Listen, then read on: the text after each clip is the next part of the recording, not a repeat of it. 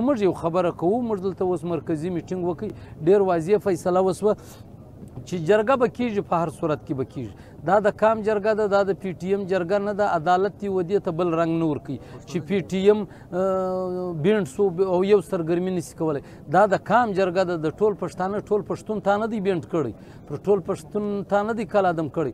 موږ دا فیصله وکړه که زموږ په مخ کې دا رکاوټونه وو، دا اټیک بیا وسو یا سبا لارې بندې وې، نو موږ واضح فیصله وکړه چې دا جرګه به بیا د کور کمانډر هاوس پېښور مخکې کېږي، بیا به د سی ایم هاوس مخکې کېږي، دا به بیا د پېښور پر روډو باندې پښتانه خپله جرګه لګوي، بیا به هلته فیصله کوو.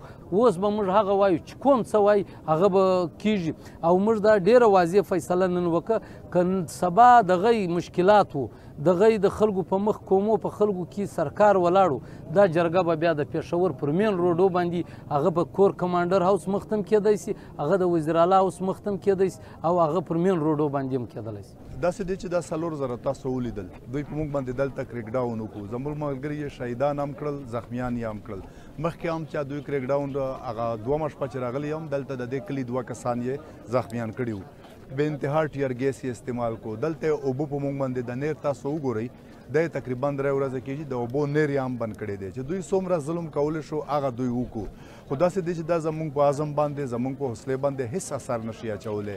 موږ هغه لومبۍ ورځې پلان دی، هغه چې زموږ پلان ای دی هغه لا روان دی چې دوی څومره هم کوشش کولی شي ودې کړي. انشاءالله جرګه به په 11 اکتوبر دلته کېږي، په دې ځای به کېږي، او داسې دی چې خامخا به کېږي. داسې دی چې لکه په د نن واقعه کې زموږ 3 ملګري شهیدان دي او تقریبا خاوشاو 11 کسان دغه زخمیان دي. زموږ پروګرام دا دی چې هغه ملګري د شهیدانو هغه لاشونه دلته راوړو، دلته به موږ جنازه ورکوو، او تر هغه وخت پورې به دلته زموږ سره پراته وي چې څو پورې د جرګه شروع وي.